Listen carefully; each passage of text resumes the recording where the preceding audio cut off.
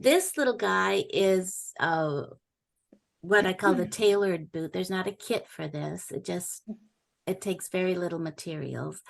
And this little guy is the original boot kit that I put together, and it's in 4 colorways. And I was a little restrained when I did this because we were trying to keep the price point down. So I decided I really needed to do something just completely silly, and which is what I really wanted to do, was silly. So that's what I did. So there's lots of different color combinations.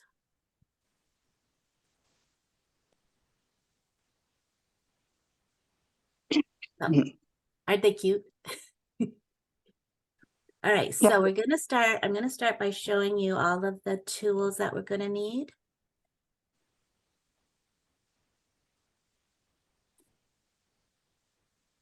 All right. So you're going to need your scissors. So this is my cardboard cutting scissors and fabric scissors, and I always have a small scissors handy, needle nose pliers. You need needles and thread. Thread and thread conditioner, and then needles. I'm using a chenille and a milliner's. For this little guy, I use double-sided tape to do what I call as a fluting process. The laminating will be done using Aleene's original formula tacky glue. And just for Cindy, I have my collection of toothpicks. And what you don't know is that I like to hoard toothpicks. So I really have a big collection of them now. And then I have my little pins, and I use a wooden dowel for rolling. This is a really big piece. I was like, where'd all my dowels go? But I use it for rolling. And we're gonna need a stuffing stick, which is, I don't know where the heck I did with that. Oh, here it is, stuffing stick. And then we're gonna use clay sand and wool roving for the actual stuffing. So this is Dimensions wool roving. I really like it. It's good for this process. All right, so those are all the tools that we're going to be using. So I'm going to get them out of the way for us, so we can just start getting to town. Okay. Any questions so far? Okay. Now let's talk about the kind of materials that we're going to use. It really doesn't need a lot. The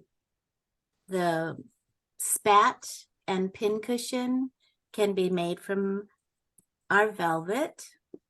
So that's that piece right there. But it doesn't have to be made from the velvet. The leg can be made from our matelassé, but it doesn't have to be. You can use whatever fabric you want. You can use cottons if you want, but cottons are boring. In my humble opinion. This little guy, I wanted to try with the spat in matelassé and the leg and the pincushion in the Noil chamois. So it's really, really, really plain, but just as silly to think that it's taking itself seriously. Oh, I'm not going to be fancy at all. I just want to be plain. And then the type of cardboards that I use for the pieces are crescent board. So this is a rigid cardboard, and I can cut it with my cardboard scissors easily.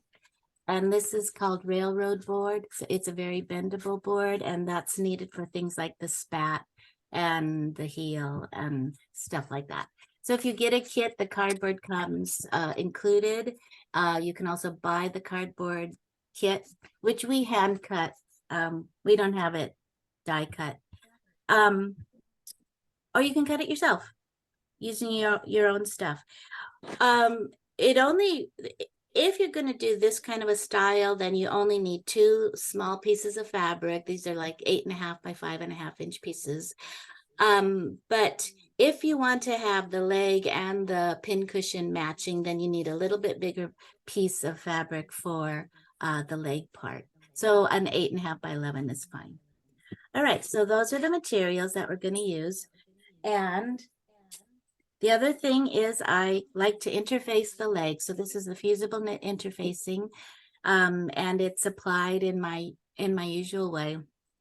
Takes a little bit longer than you would think it would take. And it helps so that when you're stuffing, you don't get all lumpy. And it just gives a lot of body to the leg, which is what it needs. So the pattern comes with this little cardstock pattern. So that would just be cut out precisely and you can use this as a tracing pattern. But I like to make firmer patterns for myself.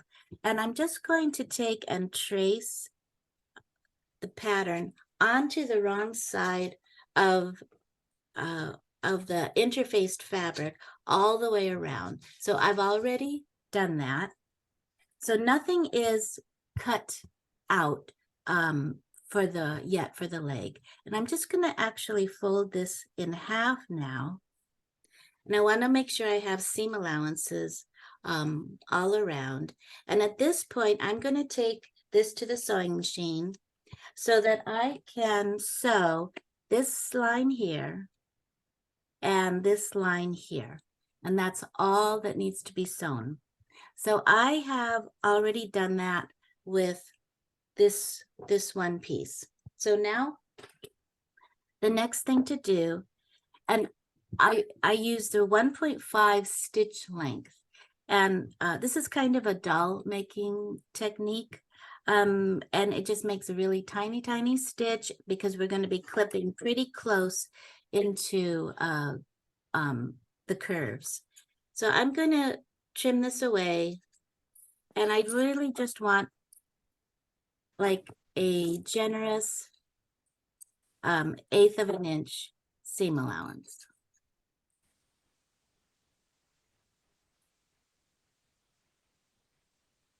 Now, I had already trimmed this edge, but I really didn't need to trim it first. So I'm going to finish getting that all cleaned up and aligned.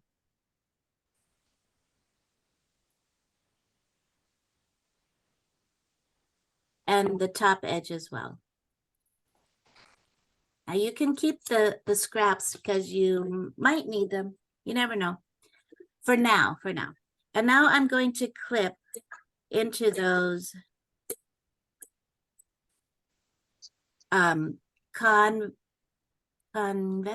concave curves. So I'm clipping almost all the way up to the stitch line. So now the next thing, oh, here's something I forgot to tell you. Oh, we'll do that later. How about that? Okay, so I'm going to press this now. So I need to get my iron. This is my my wool press board. Wow. Wowzers. This is hot iron. And I'm going to just press these seam allowances open. So you can use a little tool or a stick to do that. Sometimes I just put my hands in, and so my hand is my finger is the pressing surface. You can use a little dowel like this.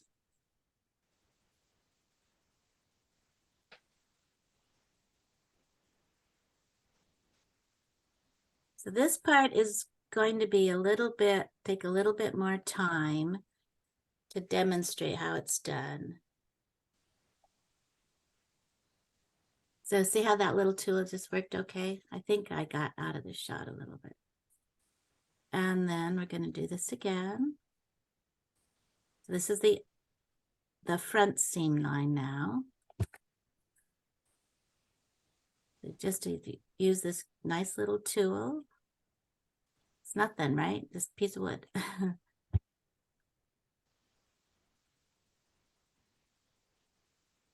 Keep going until the whole thing is pressed open.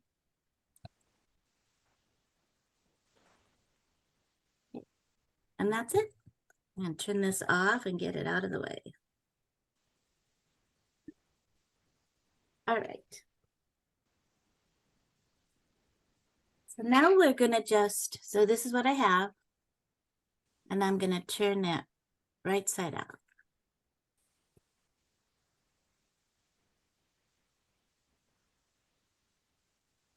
Oh, we're good, right? All right, so we're going to start gluing in the foot part now. And sometimes I need to trim out a little bit of the bulk at the seam here. So I'm going to do that. And now let's talk about the cardboard. What are the cardboard parts?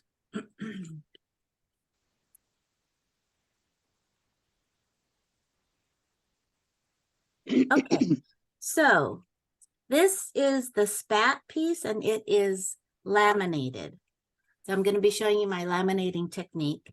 This is this part of the heel and it's laminated. And this is the very top of the heel and it also is laminated. It's underneath there, you can't see it. This is the sole piece. That's this one right here. This is the foot and it is going to be attached to our leg. And then this is the top of the leg, which goes up here. And then this is the part that forms that the pincushion is formed around. These two pieces are cut from the crescent board because they needed to be a little bit more rigid. And these 5 pieces are cut from the railroad board because they need to be able to bend and move. So those are the parts. And we're going to start gluing in the foot. That's that part right there. So I'm going to take my glue and I'm going to start,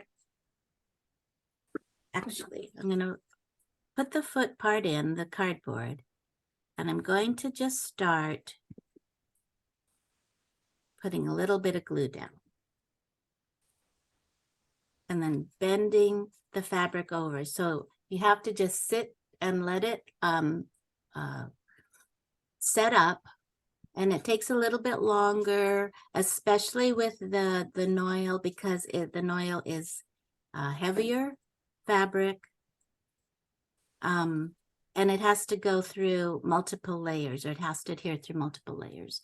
So as soon as that feels adhered, then I'm going to go up here and glue and then start doing the rest of the area. Just a little bit at a time, take your time with it. So that's what this piece is. So I have it glued. You notice I have a line down the center. It helps me to align the seams on that line. And I just have this one piece left, this one space left to do. So I'm going to take the glue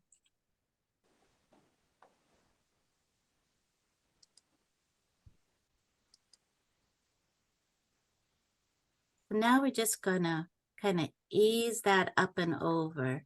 And the seam, because the shape of the foot is, you know, broad at one point, kind of have to force it to be what you want it to be. And you see how it's pulling off and stuff. That's because it hasn't set up yet.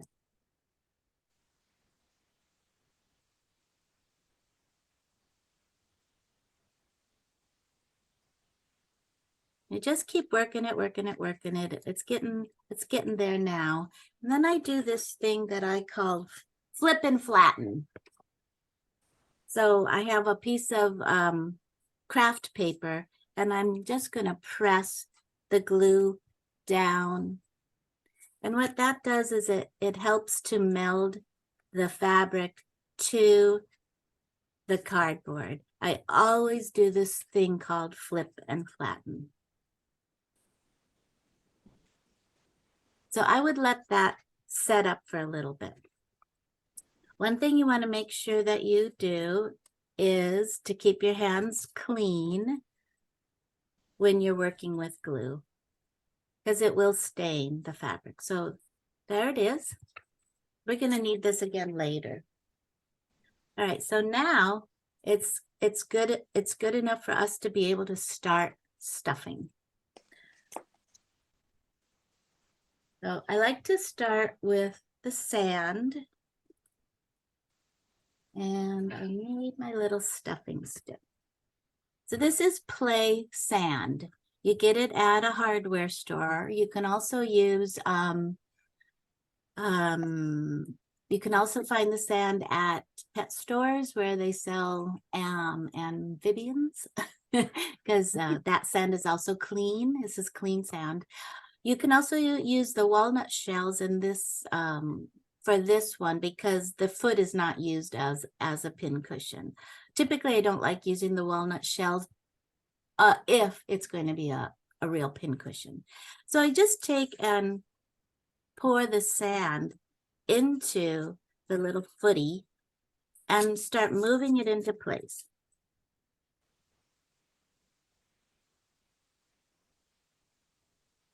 And this is another reason why I like to interface the fabric, because the sand has a color, so it can discolor the fabric.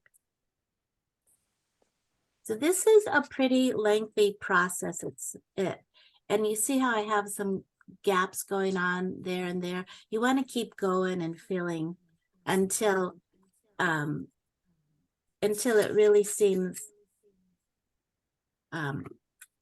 like we've gotten all the spots. So this is going to take quite a bit longer to do. But, oh, actually, let me show you.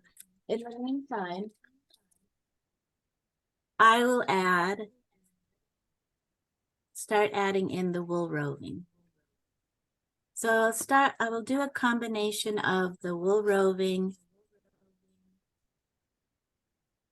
and the play sand. And the two really work nicely together. And you really have to like push things into place.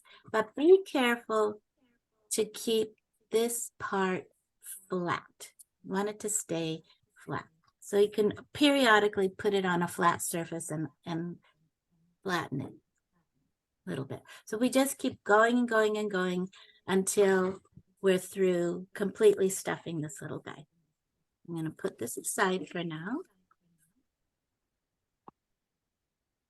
And here's our guy. Does anybody have any questions yet? Okay, good to know. All right, so now I have put the leg cardboard in. I've got too many things over here. Here it is. This is the leg cardboard piece. And I did mark centers so that I could align the seams on those center marks. So when you get to this point, you have to put you have to glue half of the top of the leg to the cardboard, and then you have to keep stuffing. So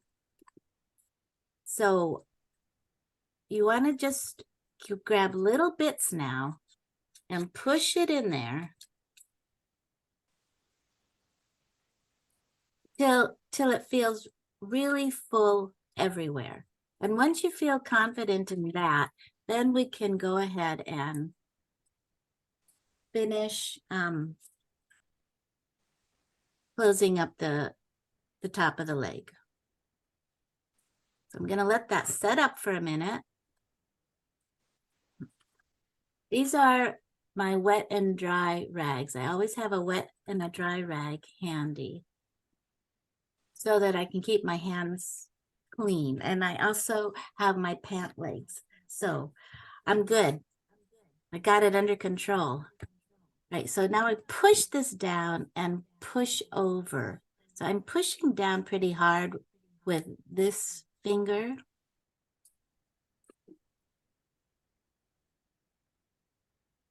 And this takes a while. You just have to keep working it till it all sets up. So we're gonna just stick with it for a while. Now, hold that in place. And in the meantime, I'm gonna clear out some of these things.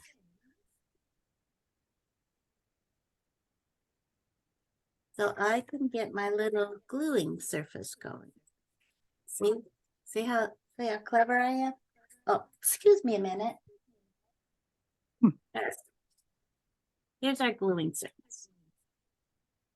All right, so now you want to again do that flip and flatten thing. So turn it upside down and press hard. I'm pressing on the cardboard and the seam allowance because I want them to flatten. So I would say this is probably the hardest part. I don't think anything else is too difficult. That's actually very good to hear because I've wanted to make this boot forever, and at the moment I'm wondering why. I just love this, MJ, but boy, this one I think technically will be a little challenging for me with these small pieces, but well, this really is the hardest part because it's difficult is that keeping it stuffed adequately, you're actually overstuffed a little bit. So that's what makes it difficult. And so you have to kind of control all of that. But everything else, and gluing this on, it's not hard. The glue has to set up in order for it to work.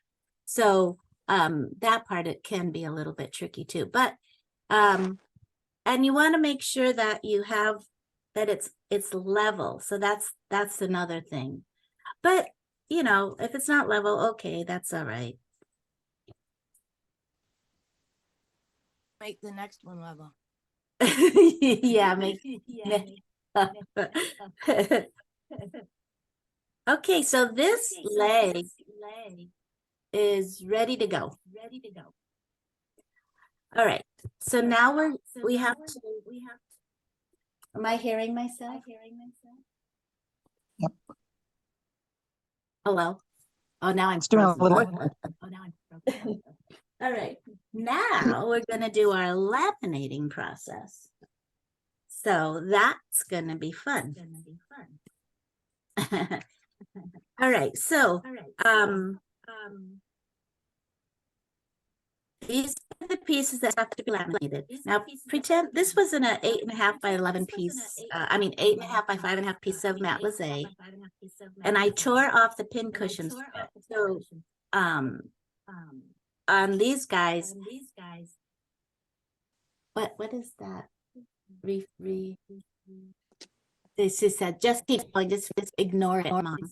So for these guys, this piece would have been velvet, and I did all of the boot parts and the pincushion part. Doesn't matter how you do it. You can do it however you want. So this strip has been torn off. It'll be turned into a pincushion later. These pieces are going to be limited. To finish assembling the heel, you need this little 1 inch by 7/8 inch piece of fabric. So I've already trimmed that out, and I'm just going to set it aside for now. Okay, so let's get laminating. Well, actually, first, we're going to roll this, the spat.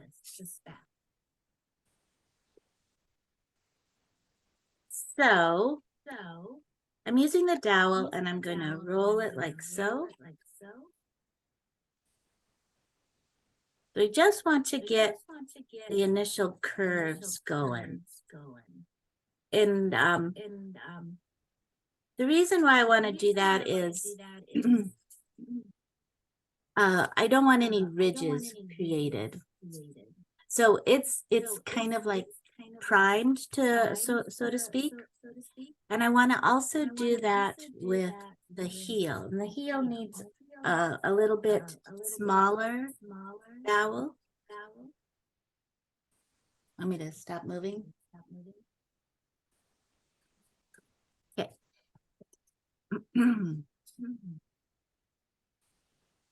So we need to just put a little bit of a shape into the heel too, and then I'm going to flatten it off, flatten it also.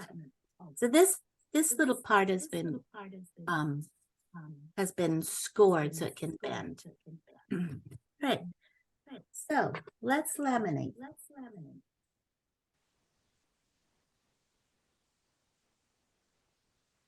So this is a 3-inch.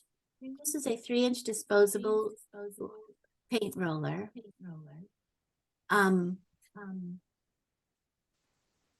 I have a dollop of the original formula tacky glue already in my little tray.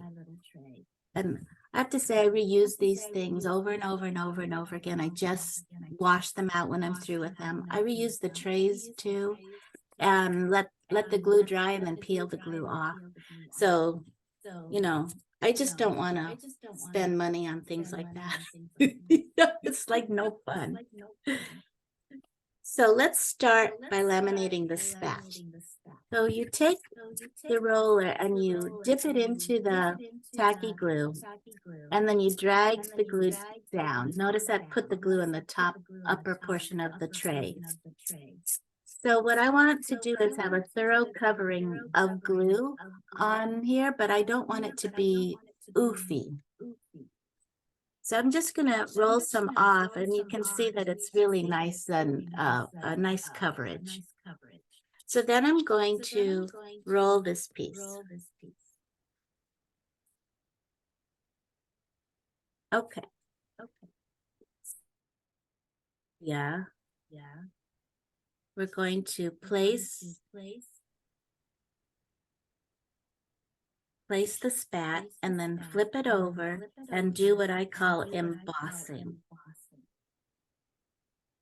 So you have to run your fingers along every edge.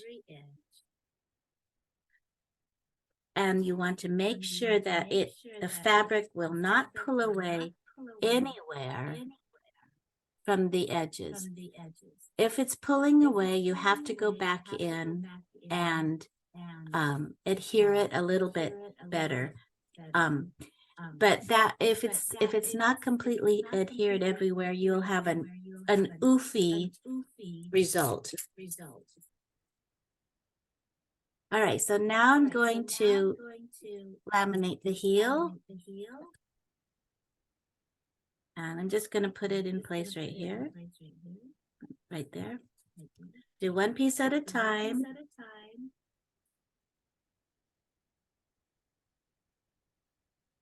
Sometimes I use the palm of my palm to get my initial embossing going. And especially on the matte lizette is a double layered fabric. So it, I'm working at getting all edges adhered, all layers adhered. So then we're going to just do this little tiny heel, a little piece. And this can go right here.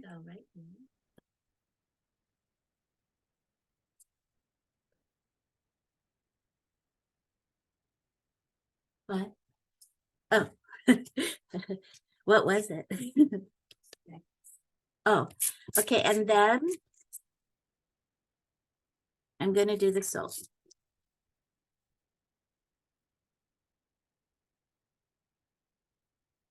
So I need to have a little bit of seam allowance all around everything.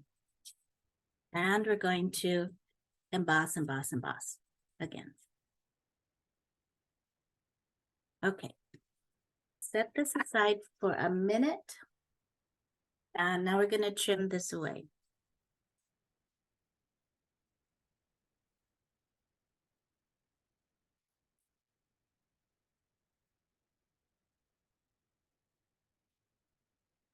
I just have like a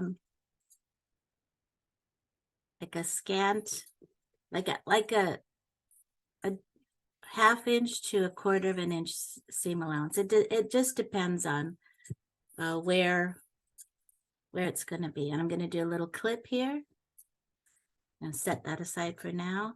This one we're just going to trim all around.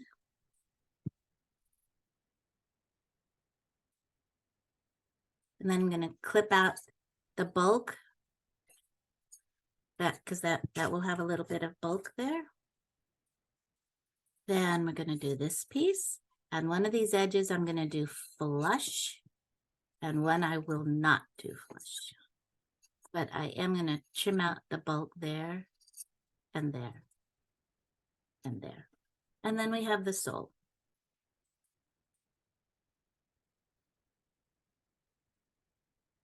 I'm going to do that all the way around. And I'm going to do a little bit of clips right there. All right, so we have some extra fabric. I'll get this stuff out of the way. Okay. So I have already laminated one of the soles. So that's what that one will look like. And for the spat, oops, gonna take and just do the inner edge.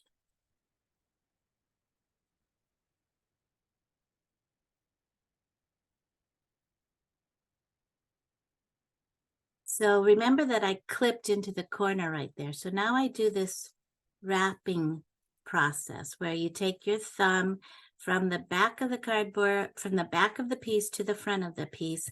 It's a motion that helps you find the edge of the cardboard so that when you wrap the fabric around, there is no space in between the cardboard edge and the fabric edge, and you want it to be really, really clean. And then we're going to finish one edge only.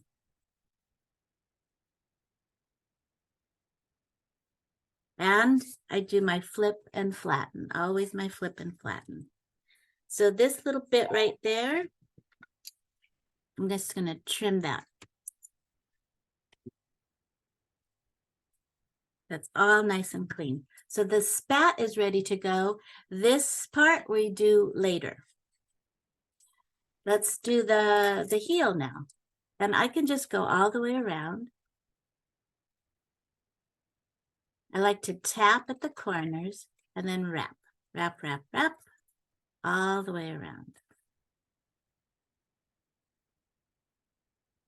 If the fabric pulls away like what it's doing right there, you just go back and do it. It's just a matter of the glue not really having been set up yet.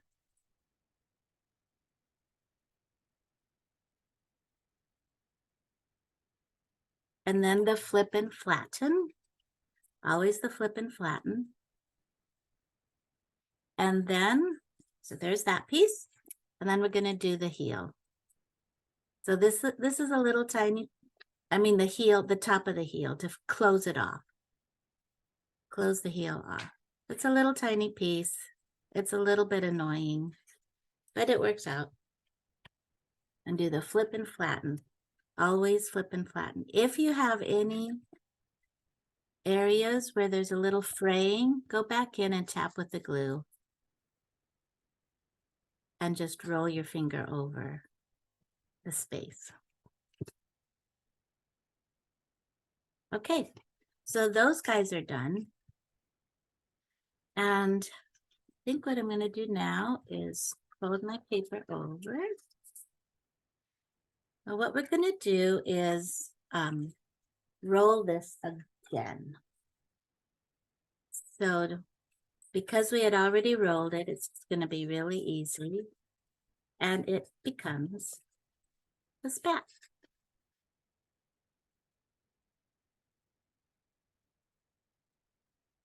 Cool, huh? Our heel is okay, and I want to roll this guy again.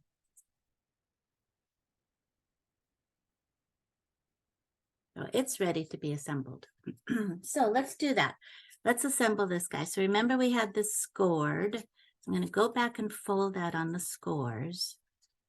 And this little piece of fabric is going to go right there. How are we doing on time, Claire Bear? Right there. Then one of these edges is, this edge is not finished. This edge is finished. So I'm going to put a little bit of glue on that edge and overlap those portions. And then I'm going to take my dowel and press on it so that that join can align.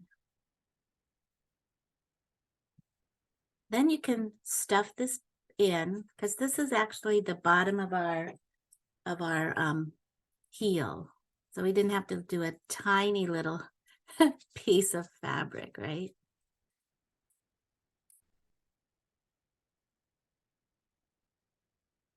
Actually, I think I'm going to put a little bit of glue in there first. I think I'm going to put the glue on here. Okay, and then we're going to stuff it back in. Stuff that in. And then push that down. So we have a little base now to our heel. Isn't it cute? Huh, you guys? Okay, now we're going to start stuffing the heel because it needs to have some weight to it. So I'm going to pour some glue in. And then the sand.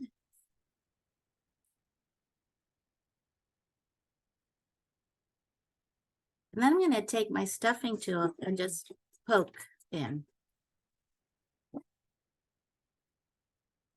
And I'm just going to keep working that until it's all nice and firm. You can see it's already heavier, but I will fill that all the way up to the top. I might mix in wool roving, I might not. And then this part will just get glued to the top. So I have that piece all ready to go. I'm going to put my messy stuff out of the way for now.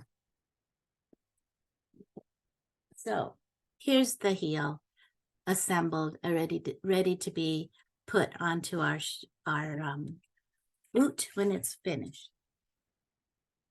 All right. Now, depending on what you're doing with your embellishments, now is a time where you would put a little insertion trim, possibly. These boots did not need an insertion trim, and neither did this one. This is all applied on top. But this one was purposely made to be tailored, but it needed a little something. So I just did my little fluting technique, and I adhered the ribbon using double stick tape. So I just put a little bit of double stick tape on the edge. This is 1/2 inch wide double stick tape.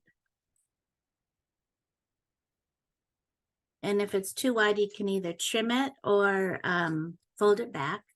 And then I do this little movement where I fold the ribbon up and down at an angle.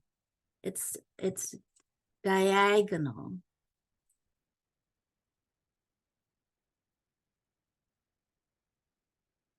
There's one more spot to go. Need more tape there though.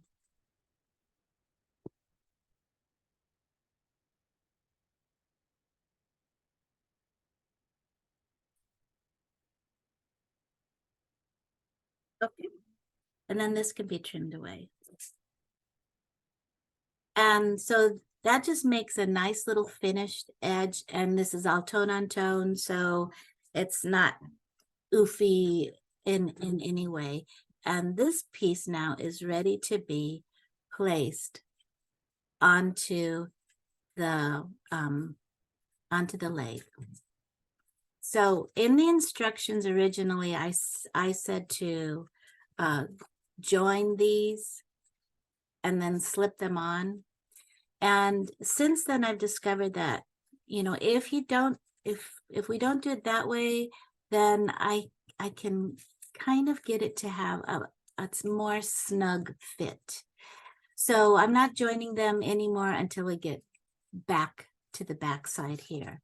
But what we're going to do is put glue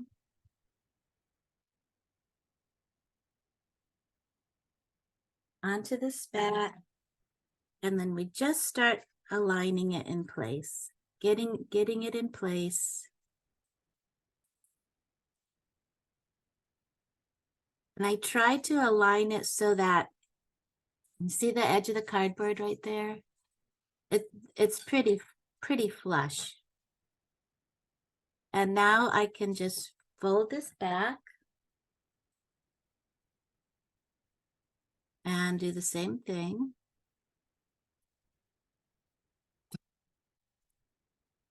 And I'm going to push that up.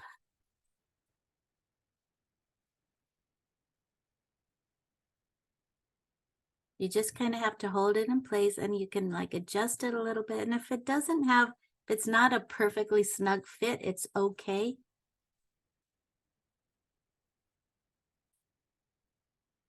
You guys are so quiet.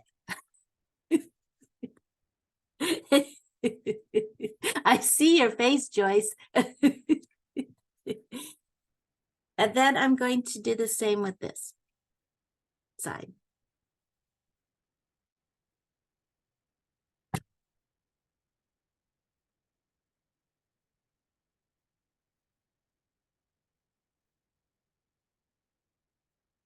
And the spat is on. We don't have any issues going on back here. I mean, it's not easy to show you guys how to do this. So then now what we can do is finish this edge. I'm just going to keep things held in place while I go in and add a little bit of glue all the way around.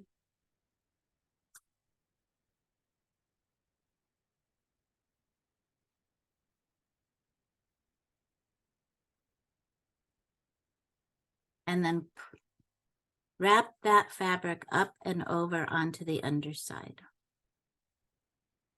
So you have to just keep working that until it's ready to go. Okay.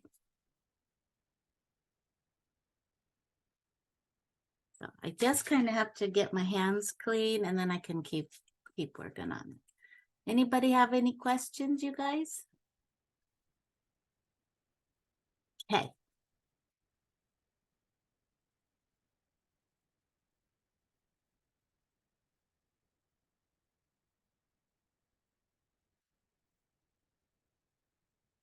So this is being recorded, and we haven't had any problems, so it'll be uploaded onto our YouTube channel, so you can watch it again and as many times as you need to get it figured out.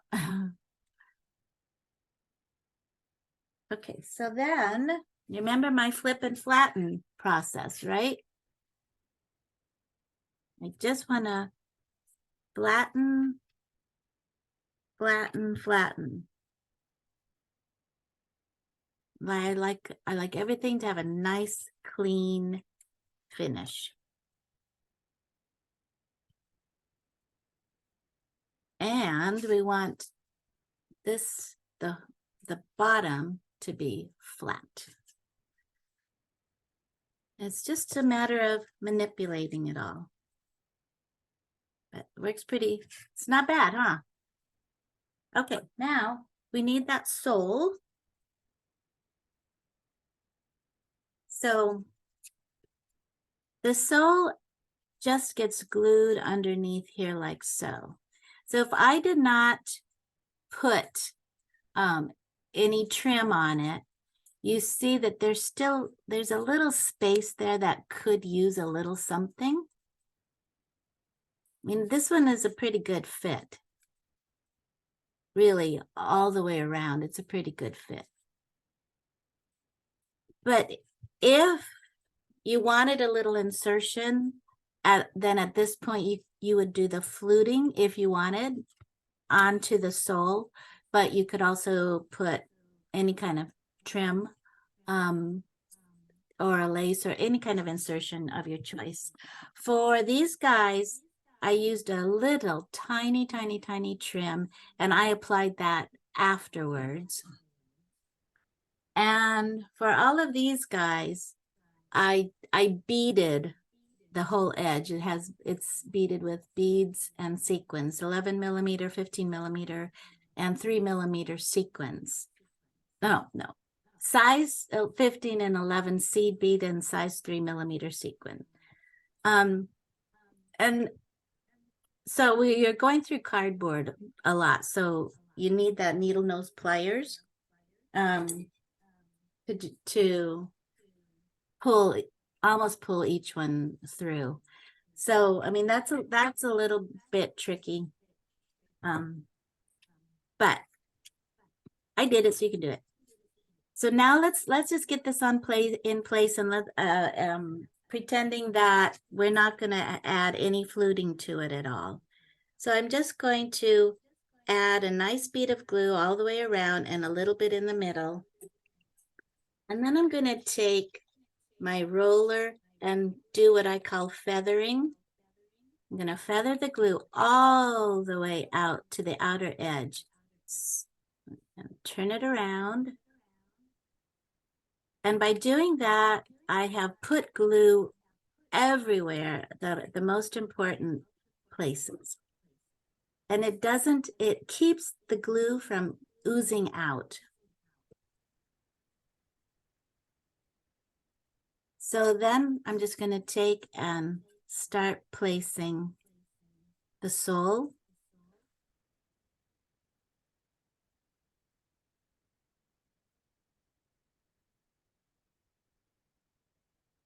And then it's just a matter of the glue setting up. If there's any issues, I would say it's like right here. Just a little tiny bit. But actually, it's pretty darn good. I found that I get kind of different results each time. So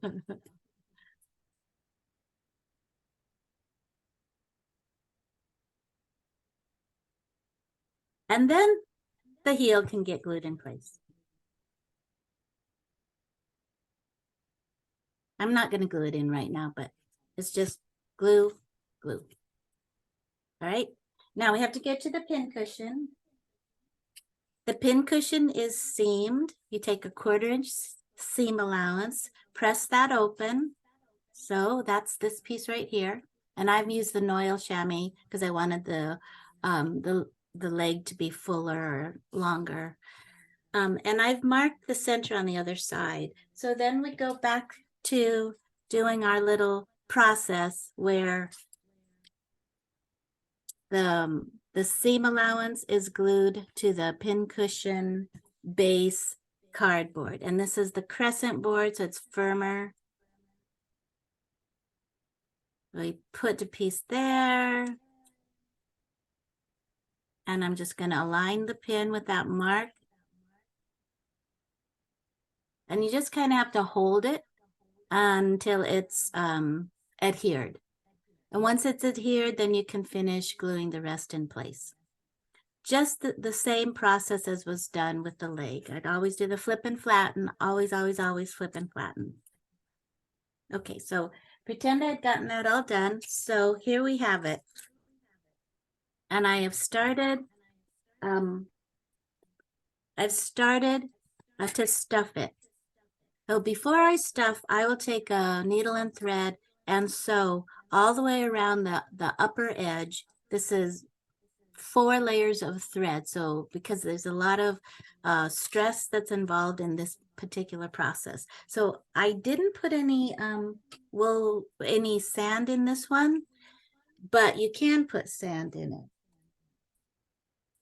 And you just stuff, stuff, stuff till it's a super, super, super firm.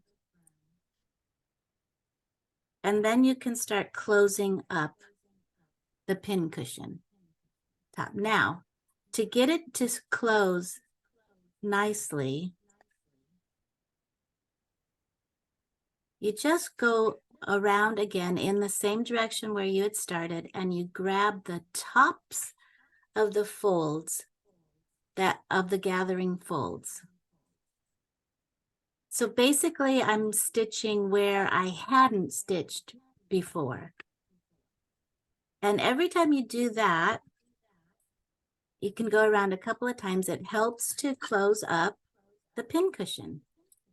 And I just close that in. You can keep going and going. It's kind of like a soft sculpting process. And then you can take a little bite to secure the thread. I'm not getting anything right now, so I gotta go find it.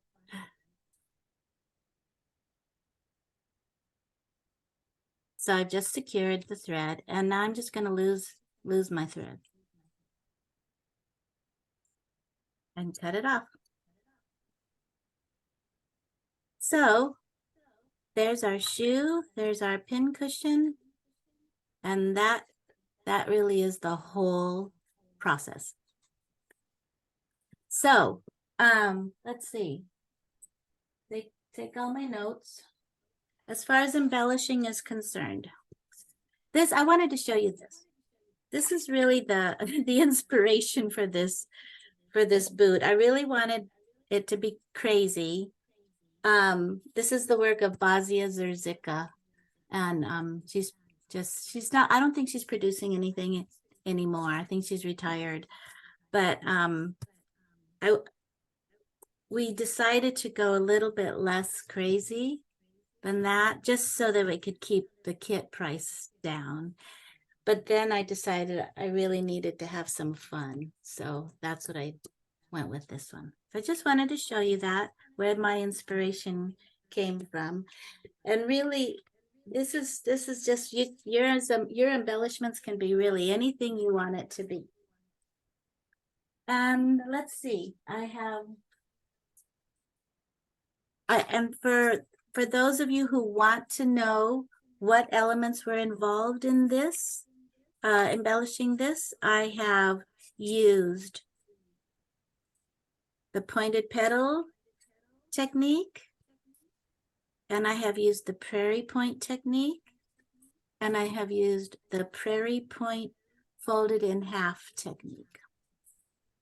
I have used, and that's these guys right here. Also, there's little bits of lace ruffles. I've also used Helen Gibbs U-gather technique. So this is a 32 millimeter, and that's that piece right there.